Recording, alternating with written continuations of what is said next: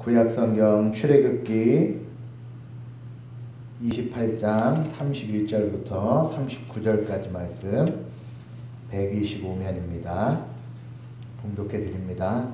너는 에봇 받침 겉옷을 전부 청색으로 하되 두 어깨 사이에 머리 들어갈 구멍을 내고 그 주위에 갑옷 깃같이 깃을 짜서 찢어지지 않게 하고 그 옷 가장자리로 돌아가며 청색, 자색, 홍색 실로 성류를 수놓고 금방울을 간격을 두어 달되 그 옷 가장자리로 돌아가며 한 금방울 한 성류 한 금방울 한 성류가 있게 하라. 아론이 입고 여호와를 섬기러 성소에 들어갈 때와 성소에서 나올 때에 그 소리가 들릴 것이라. 그리하면 그가 죽지 아니하리라. 너는 또 순금으로 패를 만들어 도장을 새기는 법으로 그 위에 새기되 여호와께 성결이라 하고 그 패를 청색 끈으로 관 위에 매되 곧 관 전면에 있게 하라. 이 패를 아론의 이마에 두어 그가 이스라엘 자손이 거룩하게 드리는 성물과 관련된 죄책을 담당하게 하라. 그 패가 아론의 이마에 늘 있으므로 그 성물을 여호와께서 받으시게 되리라. 너는 가는 배실로 반포 속옷을 짜고 가는 배실로 관을 만들고 띠를 수놓아 만들지니라. 아멘. 이제 지난 시간에 대제사장의 예복에 관해서 시작을 하고 이제 살펴보고 있습니다. 지난 시간에 말씀드린 것처럼 대제사장의 예복은 7가지의 내용으로 있다라고 말씀을 드렸습니다. 그래서 지난 시간에 본 것처럼 에봇 위에 매는 띠, 그래서 허리띠, 그 다음에 에봇, 그리고 판결의 흉패, 이렇게 3가지를 살펴보았습니다. 그리고 이제 나머지 내용들 관, 그리고 겉옷, 속옷, 그리고 관 위에 있는 패, 이렇게 해서 4가지를 살펴보는데 성막의 7기구, 그리고 예복의 7 내용들, 이렇게 일관성 있게 살펴보는데 그것이 꼭 7개로 한정 짓지 않고 어떤 경우는 8개로 분류할 때도 있고 어떤 때는 또 6개로 분류할 때도 있는데 중요한 것은 7개로 분류하는 의미가 7이라는 완전수를 통해서 하나님께서 우리에게 주신 것이 완전한 것이다 라는 것을 기억하게 하기 위해서 7개로 분류하는 거니까 이 7개의 내용으로 이렇게 하나씩 생각하시면 기억하시기 좋을 겁니다. 그래서 지난 시간에는 이제 살펴본 에봇 매는 띠, 그리고 에봇 위에 12개의 보석. 그래서 12개의 보석은 12지파 각 이름을 도장 새기듯 해서 가슴에 놓게 하였습니다. 이 흉패에 관한 것 2가지만 더 살펴보고 이제 겉옷과 나머지 내용들을 살펴보도록 하겠습니다. 하나님께서 흉패의 12지파의 각 내용을 다 심어 놓으라, 도장 새기듯 새겨 넣어라. 그래서 그 이름의 빛남이 결코 지워지지 않게 하라 하셨는데 이제 오늘 생각해 볼 것은 12개의 보석이 어느 한 지파도 동일하지 않고 다 다르게 다른 보석으로 하게 하셨습니다. 그 이유를 믿음의 선배들이 어떤 이유일까 생각하다가 이것을 생각했습니다. 보석은 같은 종류의 보석이 아니고 각자 다른 종류의 보석. 그래서 캐는 장소가 다 틀렸어요. 어떤 보석은 돌 사이에, 어떤 보석은 모래 사이에, 어떤 보석은 바닷가에, 어떤 보석은 그쵸? 뭐 다 나왔죠? 땅 속에서, 흙 속에서, 바위 속에서, 바다 속에서 이런 여러 다양한 장소에서 빛나는 보석을 찾아와 그것을 흉배에 붙입니다. 그러니까 이것은 하나님께서 하나님의 백성들이 어느 자리 어떤 처지에 있을지라도 하나님께서 선택하여 부르신 그 지파와 그 백성은 반드시 하나님께서 영광과 빛나는 것으로 만들어 주시겠다 하시는 약속의 상징이 되는 것입니다. 바위 속에 있으니까 그것이 어떻게 빛날 것인가? 그렇죠. 바위 속에 있으면 그냥 여러 돌 중에 하나겠거니라고 생각할 수밖에 없을 것입니다. 그러나 제사장이 쓰겠다라고 생각하여서 거기서 파내어 다듬어서 흉패에 꽂으면 그 흉패에 꽂힌 보석은 빛나는 보석이 되어집니다. 우리 성도 모두가 각각의 놓여진 처지와 상황이 다 다르게 있습니다. 화곡동에서도 오시고 또 일산에서도 오시고 상계동에서도 오시고 부천에서도 오시고 또 신림동에서도 오시고 여러 각각의 자리에서 각각의 또 일들을 하고 오시다. 또 어떤 일, 저런 일, 이런 일. 그러나 이런 저런 일과 이런 저런 장소 어디에 있다 할지라도 하나님께서 부르시고 하나님께서 선택하신 그 자리에서 하나님께서 불러내어 주시면 그 모든 것이 어디로 가게 되어질 것이다? 영광의 자리로 가게 되어질 것이다. 하나님 백성들의 가장 큰 위로와 힘은 바로 이것입니다. 하나님께서 선택하여 부르시면, 하나님께서 지명하여 부르시면 그가 어떤 처지와 어떤 상황일지라도 하나님은 반드시 영광스러운 보석과 같은 자리로 우리를 만드시고야 마신다라는 것입니다. 이것이 나에게 적용된다면 이제 누구에게도 적용이 될까요? 그렇죠? 함께 있는 하나님의 백성들 모두에게도 적용이 되는 겁니다. 이 12보석 중에 어떤 보석이 가장 빛나는 보석일까요? 이 12보석 중에 가장 빛나는 보석은 그렇죠. 다 똑같습니다.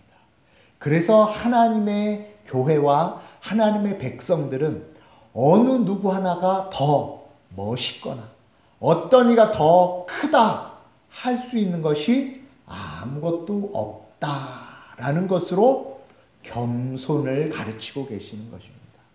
그가 어떤 처지와 어떤 상황이니까 저는 교회 와서도 어떤 모습이겠다가 아닙니다. 세상에 어떤 처지와 어떤 모습일지라도 하나님의 흉패에 바뀔 땐 같은 크기, 같은 빛나는 모양입니다. 그러면 교회 와서 흔히 이야기하는 대로 꿀리는 것이 있을까요? 없을까요? 그렇죠. 교회 와서 부끄러운 사람은 아무도 없어야 합니다. 아니, 아무도 없습니다. 내가 누구인 줄 알고 와야 한다. 내가 하나님의 선택과 부르심으로 지워지지 않는 도장과 같이 세워진 보석이 바로 나다라는 자부심으로. 그러나 그 자부심이 교만이 아니라 하나님께 영광이 되어지는 겸손의 마음. 그래서 나도 하나님의 영광의 보석이요 당신도 하나님의 영광의 보석입니다 라는 것으로 하나님의 백성들이 모여지게 되는 것, 그 상징이 바로 흉패에 담겨진 것입니다. 하나님의 교회에 가장 확실하고 가장 분명한 평등과 그리고 사랑이 있는 것입니다. 세상 어느 곳에 가서도 모두 다 세상에서 누리고 있고 세상에서 있었던 처지가 반영이 안 되는 곳이 없습니다.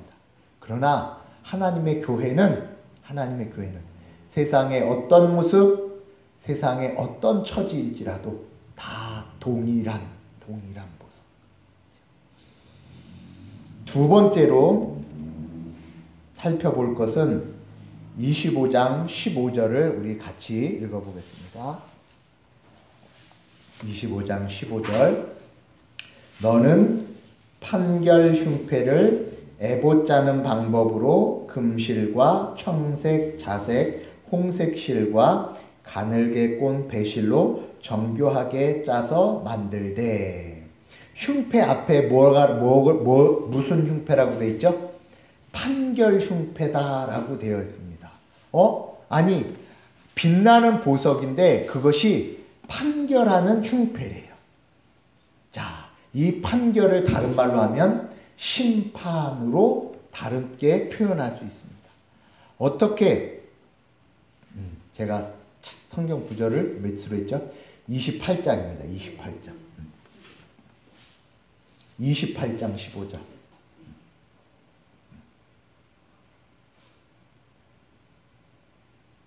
28장 15절에 너는 무슨 흉패? 판결 흉패. 그러니까 하나님께서 이 흉패를 주셨는데 그냥 보석의 흉패가 아니오 판결, 곧 심판의 흉패다라고 이야기를 하고 있습니다. 그러면 심판하면 두려운 마음이 더 많이 드시나요? 소망과 기대의 마음이 더 많이 드시나요? 그렇죠? 보통의 경우는 심판하면 두렵고 떨리는 마음이 되죠. 그런데 지금 12보석은 앞서 이 빛남이 곧 영광의 자리로 갈 것이다 라고 말씀드렸죠. 그러니까 심판도 곧 어떤 심판이 될 것이다? 빛나는 심판이 될 것이다. 왜 심판이 빛나는 심판이 될까요? 하나님의 백성들이기 때문에 하나님의 심판을 받으면 하나님의 백성들은 그 심판에서 흠과 그리고 부정함과 악함이 드러나는 자리가 아니고 하나님께서 주시고자 하셨고 하나님이 주셨던 영광과 소망과 기쁨의 내용이 확인되는 자리가 심판의 자리죠. 심판을 다른 말로 우리 순모임 때 말씀드린 것처럼 계산하는 자리. 심판을 늘 이렇게 기억하십시오. 계산하는 자리다. 그러면 이스라엘 백성들이 이 땅에 사는 동안 하나님의 영광으로 또 하나님의 뜻을 위하여 고난과 어려움이 있을지라도 하나님께서 계산하는 때가 되어지면 그 심판의 날에 그 모든 수고와 그 모든 힘듦이 무엇으로 대치되어질 것이다? 하나님의 빛나는 보석과 같이 하나님의 영광으로 비추어질 것이다 라는 것을 상징적으로 알려주시기 위하여 판결의 흉패라고 말씀을 하시는 겁니다. 그러니까 우리는 심판 때를 기다리며 그 심판 때에 무엇을? 이 보석과 같은 영광을 소망하는 자. 대제사장을 바라볼 때 늘 그 모습을 보는 겁니다. 아, 저 12보석 중에 우리 지파가 있지.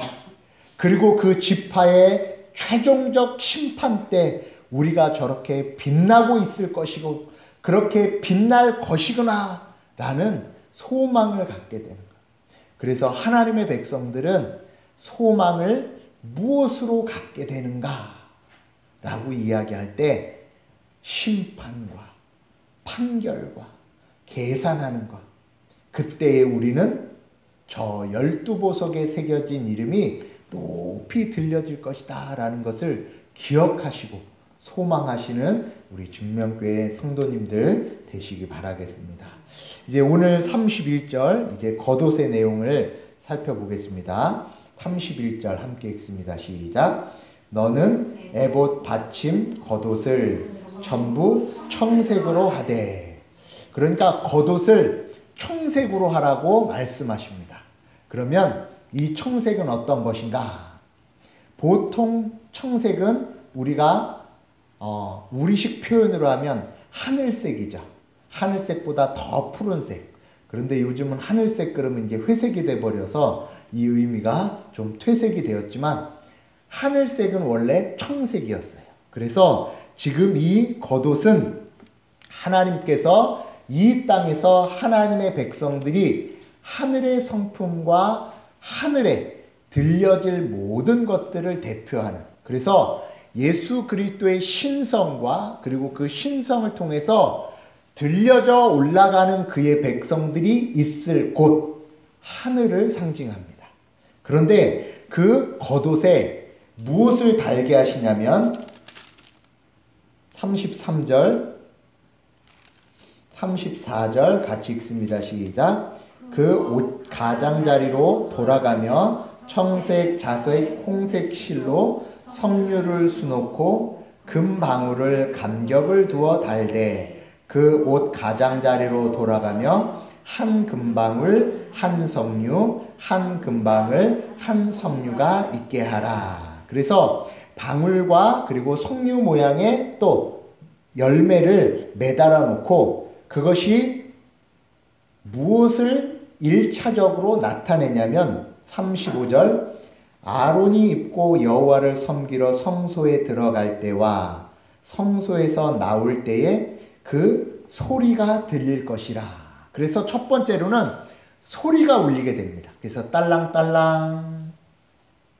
그런데 딸랑딸랑 소리가 안 나면 그리하면 그가 죽지 아니하리라. 그러니까 소리가 들리고 그리하면 그가 죽지 아니하리라. 소리가 들리지 않으면 그것은 죽은 거죠. 대제사장이 하나님의 거룩의 내용을 품거나 그리고 하나님이 말씀하신 말씀의 내용이 그에게 담겨져 있지 않으면 대제사장일지라도 죽게 돼요. 그래서 소리가 딸랑딸랑 들리면 그가 살아있구나 라는 걸 확인하는 거예요. 그래서 만약에 이제 들어갈 때에 대제사장의 발목에 끈을 묶습니다. 그래서 휘장 안으로 들어갈 수 없기 때문에 딸랑딸랑 소리가 나지 않으면 밧줄로 끌어당겨서 이제 그의 죽음을 처리하게 하셨는데, 앞서 말씀드린 대로 청색은 하늘에 천상에서 하나님의 말씀, 하나님이 계신 곳, 그리고 그 계신 곳에 이 땅의 백성들에게 자신의 은혜와 자신의 뜻을 대제사장을 통해서 들려주시죠. 그래서 이것을 통해서 하나님의 일하심, 그 일하심의 소리를 들려주시는 거예요. 그리고 그 일하심의 소리가 신약으로 오면 무엇으로 바뀌어지는 걸까요? 하나님의 말씀이 되어지는 거예요. 그래서 하나님께서 그 말씀이 하늘로부터 계속해서 들려지도록, 하나님의 뜻이, 하나님의 일하심이 들려지도록. 그런데 하나님의 일하심이 스톱되면 어떻게 되는 거죠? 곧 죽을 것이다. 그렇죠? 하나님께서 일하시는 것을 멈추거나 그 일하심에 막혀지는 것이 있으면 모든 인간은 그가 대제사장일지라도 죽을 수밖에 없는 존재라. 그런데 또 하나, 이 방울이 교차적으로 금방울, 석류, 금방울, 석류 했는데 간격과 개수를 말씀하지 않으셨어요. 예전에 성막 기구에서 치수를 얘기 안 한 게 딱 하나 있다 그랬죠. 뭐였죠? 물두멍. 물두멍은 수치를 이야기하지 않았다라고 얘기했죠. 왜냐? 하나님께서 씻겨주시는 것, 그리고 씻어야 할 것은 너무나 크고 너무나 많기 때문에 치수를 기록하지 않았다라고 말씀한 것과 마찬가지입니다. 그 개수와 그 간격을 하나님께서 말씀하지 않으셨어요. 그것은 다시 말해서 천상에서 들려야 할 소리, 하나님이 일하시는 것은 몇 개일 것이다? 그렇죠? 우리가 할 수 있는 모든 것이 다 하나님이 하시는 것이며, 그리고 하나님께서 하시는 일의 모든 것은 우리가 다 들어야 하는 것이다 라는 것을 보여주시기 위하여서 치수와 개수를 기록하지 않아 주셨습니다. 그리고 이제 네 번째가 아니죠. 다섯 번째, 그리고 이제 여섯 번째로 무엇이 나오냐면, 너는 또 순금으로, 36절입니다. 함께 읽습니다. 시작. 너는 또 순금으로 패를 만들어 도장 새기는 법으로 그 위에 새기되 여호와께 성결이라 하고, 37절 같이 읽습니다. 그 패를 청색끈으로 관 위에 매되 곧 관 전면에 있게 하라. 그래서 관, 그러니까 모자 형식으로 쓴 것과, 그리고 그 위에 여호와께 성결이라는 패를 만들어서 이마에 붙이라고 말씀을 하셔요. 그런데 이마에 붙이라고 말씀하실 때 무엇으로? 청색끈으로 관 위에 그리고 관 전면에 있게 하라고 말씀을 하셔요. 그러면 이 의미가 무엇인가? 38절에 의미의 내용을 이렇게 말씀하고 계십니다. 함께 합니다. 이 패를 아론의 이마에 두어 그가 이스라엘 자손이 거룩하게 드리는 성물과 관련된 죄책을 담당하게 하라. 그 패가 아론의 이마에 늘 있으므로 그 성물을 여호와께서 받으시게 되리라. 아멘. 이 여호와께 성결은 죄책과 관련되어 있다라는 것입니다. 죄책이란 죄의 책임을 묻는 것인데, 죄의 책임이 얼만큼인가? 그렇죠? 자, 무엇이라고 쓴다고요? 여호와께 성결. 그러면 이것이 무슨 띠로 묶였냐면 청색띠로 묶였죠. 그러니까 청색띠는 앞서 말씀드린 대로 천상에 계신 여호와, 그 여호와가 어떤 분이신지를 확인시켜 주시는 거예요. 여호와 하나님은 성결하신, 거룩하신 분이다. 구별된 분이시다라는 거예요. 네? 75페이지를 보시면 나와 있습니다. 대제사장 그림. 자, 여호와께 성결, 여호와께 성결. 그러니까 여호와는 어떠신 분? 성결하신 분이라는 거예요. 그러니까 우리가 지금 대제사장을 통하여 우리가 들려지고 우리가 받을 것뿐만 아니라 하나님께서 자신이 누구이신지, 자신이 어떤 하나님이신지 이스라엘 백성들 모두에게 이것을 보라. 여호와는 성결하신 분이다. 그러면 그 여호와께 성결, 여호와는 거룩하시며 깨끗하시며 순전하신 하나님, 그 하나님께 나오기 위하여서는 그의 백성들이 어떻게 되어야 할까요? 깨끗해야죠. 깨끗한 하나님과 정결한 하나님을 배우기 위해선 그 백성 또한 깨끗하고 정결해야죠. 그래야 하나님과 그의 백성이 만날 수 있겠죠. 그래서 이 정결함의 죄의 책임을 어떻게 할 것인가를 생각하게 하시는 거예요. 이 정결함을 어찌 해결할 수 있는가? 무엇으로 해결할 수 있는가? 그런데 그 패가 아론의 이마에 늘 있으므로, 아론은 누구였냐면 대제사장입니다. 그러니까 이 깨끗함을, 성결과 이 깨끗함을 가르치는 것과 그의 백성들의 죄책을 누가 감당할 것이다? 이 대제사장이 담당할 것이다. 그래서 히브리서에 보면 이 대제사장을 신약에 와서 누구로 누구의 모형으로 알려주시냐면 믿음의 주요 온전케 하시는 예수를 바라보자. 그렇죠? 하나님의 백성들은 늘 이 대제사장의 여호와께 성결. 그렇다면 이 여호와의 성결을 누가 담당할 것인가? 내가 담당하며 내가 해결할 수 있는 것이 아니라 누가 해결할 것이다? 대제사장이 담당할 것이다. 그래서 대제사장은 그 여호와께 성결이라는 패를 늘 잊게 해야 돼. 언제 어느 때나 그의 백성들이 볼 때마다 그렇지. 여호와는 성결하시며 우리는 성결로 나가야지. 이 죄의 책임을 해결할 자는 대제사장 그밖에 없다. 라는 것을 늘 기억하도록. 그래서 하나님의 백성들이 대제사장을 볼 때마다 하나님과 자기 자신과 그 일의 모든 해결책이 대제사장에게 있음을 기억하게 하시기 위하여 여호와께 성결이라는 표를 이마에 붙여주셨습니다. 두 번째로 지금 어디에 붙였다? 이마에 붙였대요.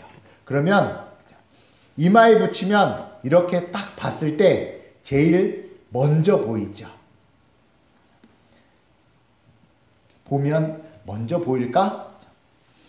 이스라엘 백성들의 관 위에 이마에 다 표가 돼 있어요. 그래서 이 내용을 믿음의 선배들이 뭐라고 표현했냐면 어떤 상황과 어떤 처지와 어떤 모습일지라도 제일 먼저 보고 모든 것이 주목해서 보아야 할 것은 바로 대제사장의 그 이마 위에 쓰여진 내용. 우리는 여러 가지 일들이 있을 때마다 또 여러 상황들이 벌어질 때마다 어떻게 해야 하나를 생각합니다. 그리고 이 문제를 누가 해결할 것인가? 그러면 정답은 알고 있습니다. 나에게 문제가 생기면 누구에게 제일 먼저 가야 한다? 하나님께 제일 먼저 가야 한다. 예수 그리스도께 제일 먼저 가야 한다. 답은 알고 있습니다. 그런데 그 답대로 행하시나요? 아니죠. 제가 주중에 드린 문자 중에 이런 게 있습니다. 걱정을 받은 사람은 이자로 고민을 하는 사람은 이자로 무엇을 받는다? 걱정을 받는다라는 속담이 그리스도인들 격언 가운데 있었습니다. 고민하는 자는 무엇을 이자로 받는다? 걱정을 이자로 받는데요. 그러면 그리스도인들은 고민을 통해 걱정으로 가야 할까요? 아니죠. 우리는 기도를 통해 그리스도에게로 가는 자들입니다. 그래서 구약의 백성들이 늘 대제사장을 보태 가장 먼저 보이고 그리고 가장 크게 보일 수 있도록 이마에 여호와께 성결 그리고 그것이 늘 붙어 있게 하였습니다. 저와 여러분들은 늘 무엇을 가장 먼저 주목하고 계십니까? 그렇죠? 오늘 하루 가장 먼저 생각하신 게 뭔가요? 생각해 보세요. 오늘 아침에 가장 먼저 일어나서 생각하신 것. 금식, 그렇죠. 그렇죠. 오늘은 금식이어서 금식을 가장 먼저 떠올리셨어요. 감사합니다. 두 번째로, 내일 아침엔 그럼 가장 먼저 뭘 떠올리실까요? 오늘은 금식 아니다. 우리의 첫 시작과 그리고 첫 시작에 걱정되어지는 모든 것들을 이제 대제사장의 이마 위에 있었던 여호와께 성결, 그것을 누가 붙이셨고 그 붙이신 이가 누구인가를 생각하는 자가 청색띠에 매여진 여호와의 모습과 동참하는 것입니다. 저와 여러분들은 날마다 그 패를 바라보는 자, 그 패의 의미를 새기는 자들 다 되시기 바라겠습니다. 그런데 이 패가 어디 있었냐면 관에 있었다고 했죠. 관이 뭐냐면 모자인데, 모자는 쓰다라는 의미가 있는데 여기에 관은 두르다라는 의미가 있어요. 그래서 이 두른다는 의미는 하나님의 명령에 순종하고 굴복하는 것. 그래서 기도할 때 모두 다 머리를 숙이죠. 그리고 신약에 와서 여인들에게 머리를 가리라고 이야기하는 것은 바로 이제 이런 의미입니다. 그래서 하나님께서 말씀하시는 모든 것을 순종하는 자, 그의 권위에 우리의 모든 것을 다 내어드리겠습니다 라는 의미가 관에 있고, 그 관에 이 패를 붙이게 하신 것입니다. 그리고 마지막으로 이제 속옷. 너는 가는 배실로 반포 속옷을 짜고 가는 배실로 관을 만들고 띠를 수놓아 만들지니라. 이제 속옷을 만들 때 하나님께서 아니 겉옷, 그리고 겉옷의 흉패, 그리고 머리, 이런 모든 것까지 말씀하실 뿐만 아니라 겉옷 속의 속옷까지 말씀하시고 계셔요.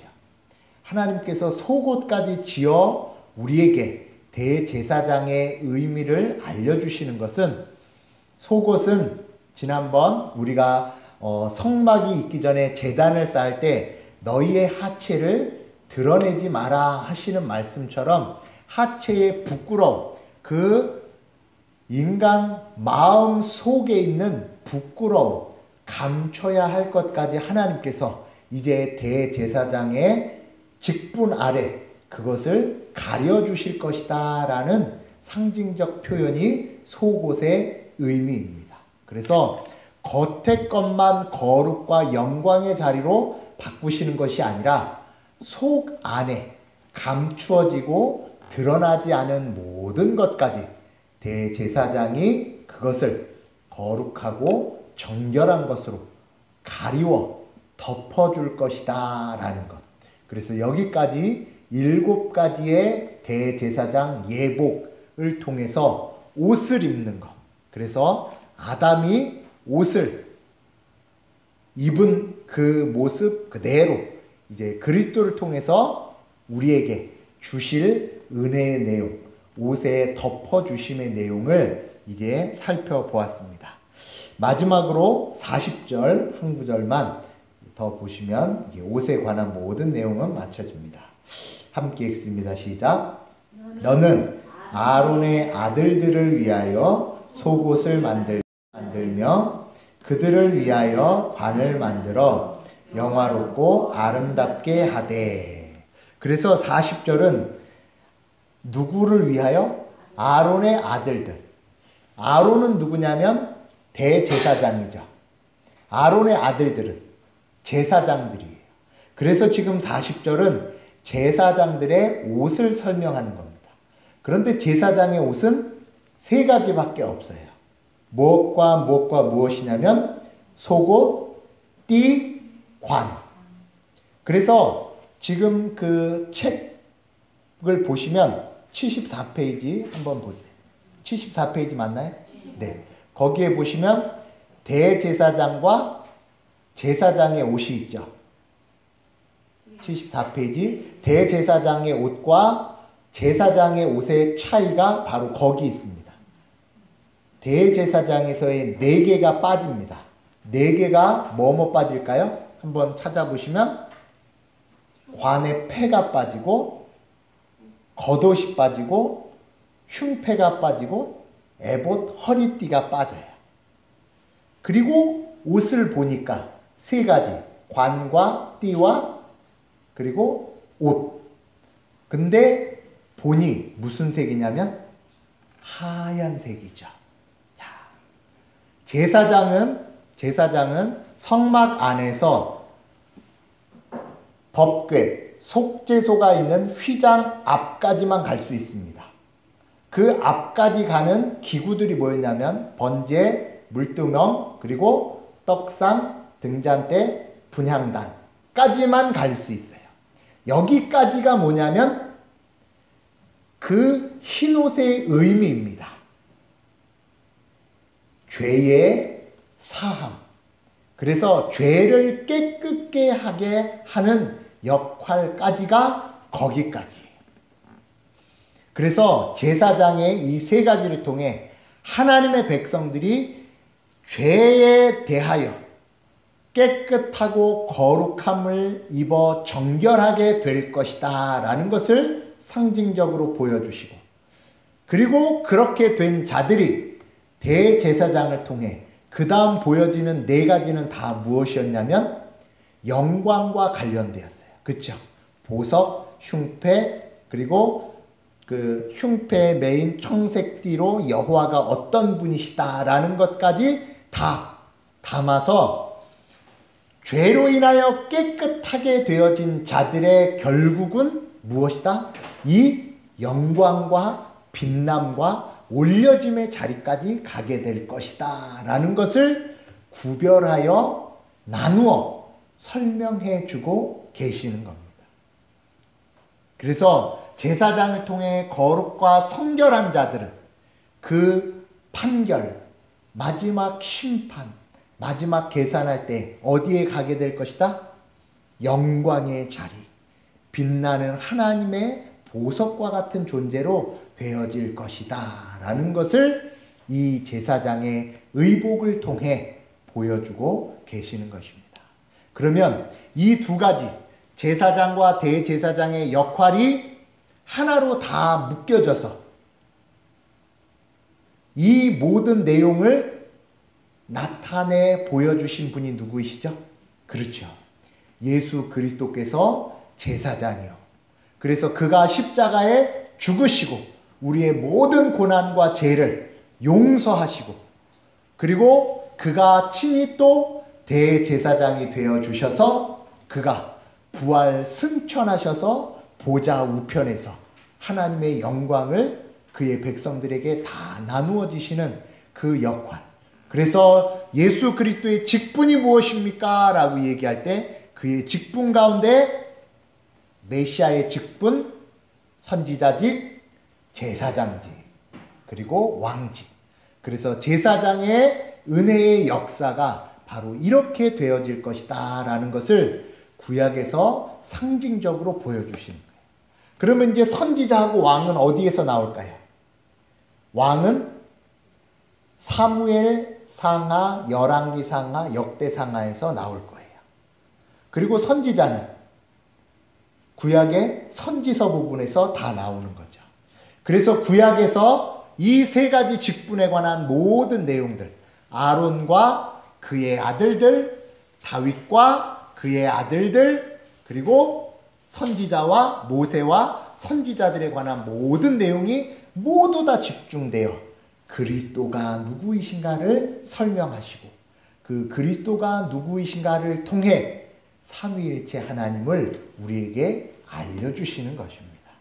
그래서 이제 우리의 대제사장이시며 제사장이신 예수 그리스도께서 정결과 깨끗함과 의로 우리를 영광과 거룩과 천상의 자리로 옮기실 것이다 라는 상징적 예표를 이제 구약의 성도들은 멀리서 보았지만 이제 우리는 그 사실이 실제이며 나의 것이다 라는 것을 다시 한번 마음 깊이 새기셔서 이제 이 땅에 살지만 어디에 소망을 두는 자? 저 하늘에 소망을 두는 자. 이 땅에 살지만 내 모습은 저 보석과 같이 지워지지 않게 도장을 새기듯 그의 이름을 써주시고 기록하여 주신다 하시는 약속의 말씀을 붙잡고 더욱더 그리스도를 사모하고 믿음의 주요 온전케 하시는 예수를 더욱더 바라보시는 믿음의 성도들 다 되시기 바라겠습니다. 기도하겠습니다.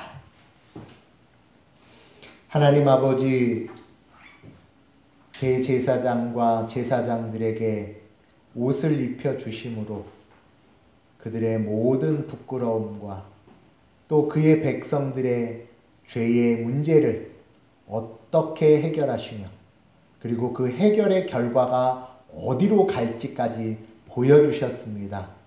본 것으로 끝나는 것이 아니라 이제 그 말씀과 그 말씀의 내용들이 나에게 주신 말씀인 줄 알고 더욱더 대제사장이며 제사장이신 예수 그리스도를 사모하며 그 사모함을 통해 우리의 자리를 기대하는 빛난 보석들, 빛난 영광들, 하나님의 자녀들 다 되게 하여 주실 줄 믿사오며 살아계신 예수 그리스도의 이름으로 기도드렸습니다.